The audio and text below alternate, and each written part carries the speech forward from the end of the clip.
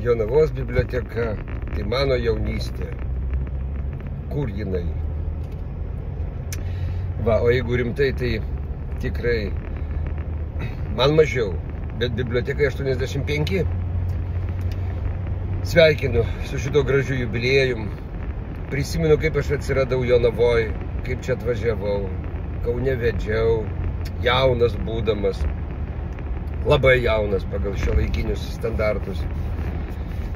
Ir atvažiavau į Jonavą gyventi su šeima, su savo nuostabia Birutė, su kuria ir po šiai dienai laimingai gyvenu.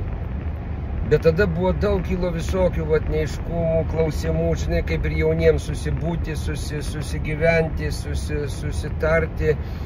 Tai aš atsimenu, ėjau į Jonavos biblioteką ir ten aš atradau Strelkūną, Miškinį. Iki tol aš nebuvau jų žinojęs.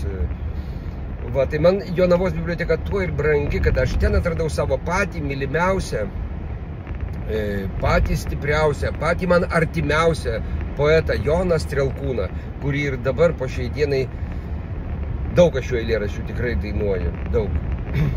Va, tai ačiū, kad buvo tokia biblioteka. Ačiū Skirmutei, kuri šitiek metų nepajudinama toj vietoj yra ir visą laiką jauna, visada linksma, visada maloniai pasitinka.